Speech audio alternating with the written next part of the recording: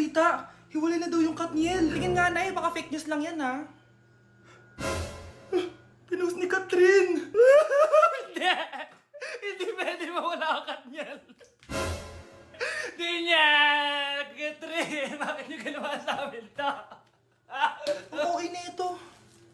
Breaking news! Walang pasok on all levels dahil hiwalay na ang Katniel. Pati sa balita ang OA, kala mo di ka nanonood ng movie ng Catherine ha? Umiiyak ka pa nga eh. Ayun na, nakakakilig naman. Wala nang nangyari. Hindi ka mamamatay. Oo na, die hard fan ako ng Katniel. Hindi! Hindi!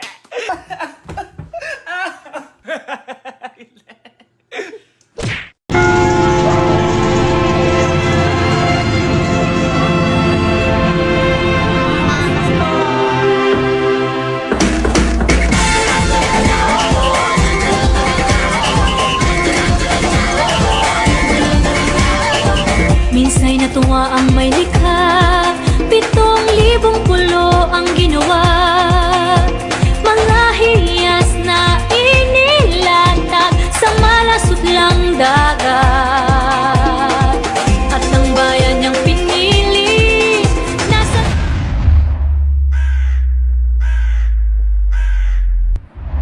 dulo ng bahaghari. Kaya't 1,000 kulay nangaakit kumakaway. Piliin mo ang Pilipinas, kaulo ang kwintas ng pelas. Piliin mo, yakapin mo, iwanan niyang likas. Piliin mo ang Pilipinas.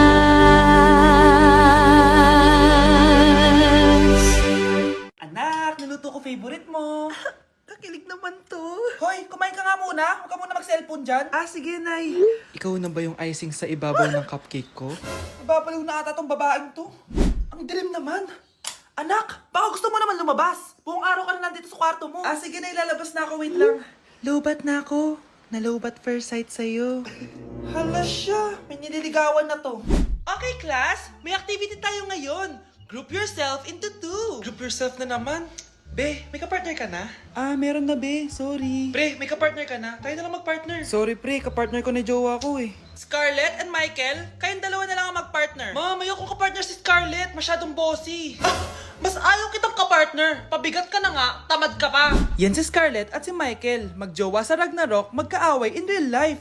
Bes, alam mo ba may jowa na ako dito sa Ragnarok? Tapos kinasal na kami. Oo, kasi may bagong update to na pwede kang ikasal. Parang ikakasal ka nga in real life, bes eh.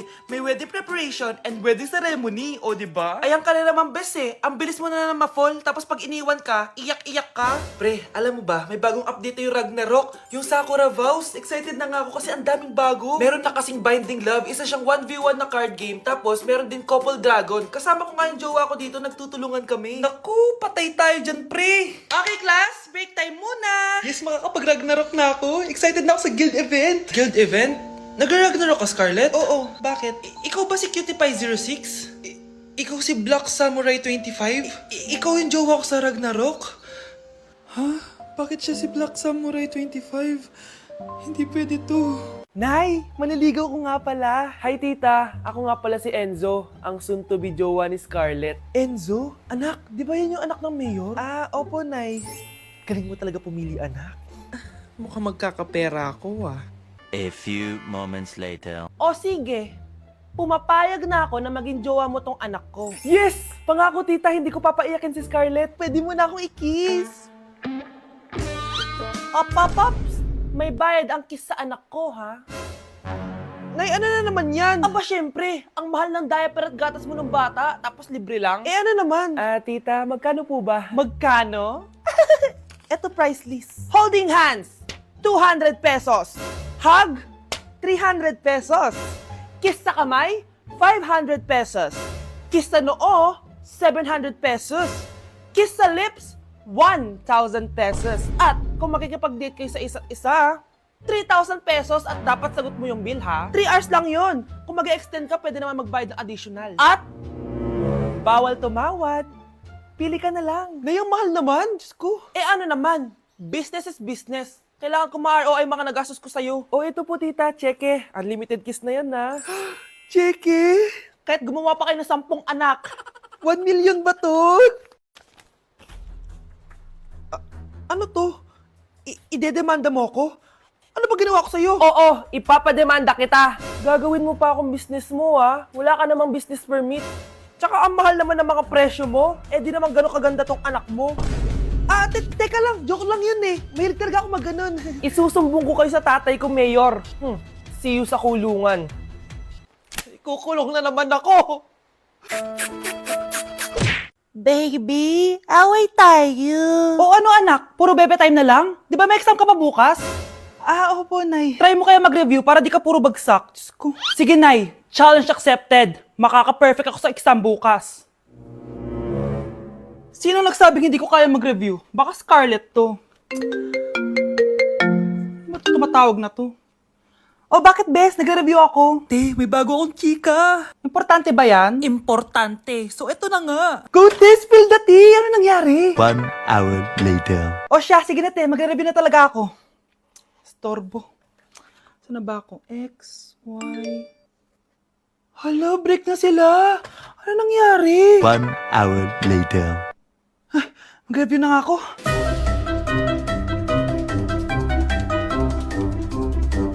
Good morning, anak! Anak, bakit ganyan itsura mo? Hanay, nag-review ako buong gabi. Akala ko puro numbers lang yung math. Bakit may X and Y? Di bale, anak, gamitin mo tong Radiance Glow Pure Blossom Elixirs ng YOU. Meron tong toner essence at illuminating serum. Ano naman yun, Nay? Ano to? Nakaka-bright, repair, at protekto ng skin. At di lang yun anak, nakaka-reduce to ng oiliness at ng skin texture. Suitable to for all skin types, kaya gamitin mo to para fresh ka bago ka mag-exam. Ay, ang fresh nga. Glass skin, no? Super lightweight at super dali lang pala i-apply nito, Nay. Go na, anak. Islay mo na yung exam mo. Good morning, class. Ready na ba kayo mag-exam? Sure nang makaka-perfect ako kasi nag-review ako. First question. Kung 5 ang kinain na pizza ni Maria at 2 ang sapatos ni Cardo, gaano kalayo ang Earth sa black hole?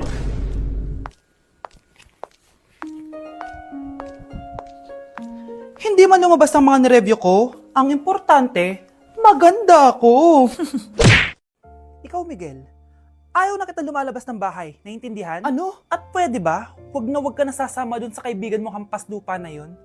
Dahil ayaw ko ng ganong klaseng tao ang magiging kaibigan mo. Ma! Para sumasobra ka na ata! Sobra na ako nasasakal sa'yo! Tsaka tumatanda na ako! Anak pa din kita! At nanay mo ko. Kaya sundin mo ang gusto ko. Pero Nay, gusto ko si Scarlett. Parehas kami ng nanay ni Michael. So ibig sabihin nun, magkapatid kami? Sinong kapatid mo, anak? Wala po, Tay. Bakit po? Anak, wala na ako sa trabaho. Tay, pero wag ka mag-alala, anak. Iisip ako ng paraan. Hindi tayo maghihirap. Magtutulungan tayo dito, Tay, ha? Kaya natin to. Salamat, anak. Susan, sure ka ba dito? Last money ko na kasi to eh. Magtiwala ka lang, Ramon. Para sa anak mo. O, ito na mga pinagawa mo, ha? Magbenta na tayo. Tara na. Sige, tara. Scarlett, ayaw sa'yo ng nanay ko.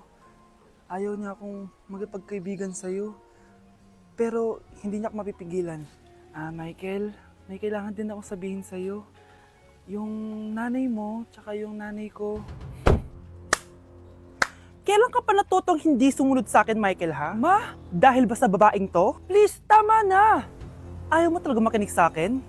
Pwes, ipapadala na kita sa US at doon ka na mag-aaral. Michael! Nay, bakit po? Mga sinungaling kayo? Paano niyo nagawa sa akin to, ha? Nay, anong sinasabi mo? Hindi namin maintindihan. Ikaw, Scarlett, sabi mo doktor ka, di ba? Bakit katulong ang trabaho mo sa New York, ha? Nay. Ikaw, Brianna, teacher ka, di ba? Bakit nakita ka nilang nasa bar at sumasayaw-sayaw ka pa? Ikaw, Michael, akala ko may engineer na ako. Ngayon pala, nangi-scam ka lang ng tao! Bakit yung tinago sa akin to, ha? Nay, hindi kasi ako nakapasa bilang nurse sa New York. Sabi nila, mas magaling kasi talaga si Brianna compare sa akin. Kaya rumakit muna ako bilang katulong para makapag-aral ulit. Oo, Nay! Sumasayaw ako sa bar. Pero di ko binibenta ang katawan ko. Kinilangan ko lang yung pera para makagraduate na ako bilang teacher. Ayoko na kasi manghingi sa'yo eh. Ang baba kasi ng sweldo ng engineer, Nay, kaya humanap ako ng paraan para kumita ng pera. Alam ko mali ang pagiging scammer pero yun ang bumuhay sa akin, Nay. Mga anak! Sana sinabi niyo sa akin! Pamilya tayo dito, diba? Magtutulungan tayo! Bakit tinago niyo sa akin? Natakot kasi kami, Nay, na baka ma-disappoint ka namin. Alam kasi namin yung paghihirap mo. Mapag-aral lang kami. Anak ko kayo! Gagawin ko lahat para sa inyo. Sa tingin niyo ba hindi ko kayo tatanggapin, ha? Kaya itigil niyo na yung mga ginagawa niyo. Lalo ka na, Miguel. Opo, Nay. Sama-sama tayong bumangon. Nay, sorry. Wow, ang sweet naman. Isa ka pa. Gusto mo talaga masira itong pamilya namin, no? Lumayas ka dito, pamilyang peke. Ano? Palibhasa, di ka mahal ng pamilya mo. Mga ate, kuya, proud pa rin kami sa inyo. Mga anak, simula ngayon, sama-sama na tayo, ha? Walang iwanan at walang magtatago, ha? Promise? Promise, Nay. Hindi na kami magtatago.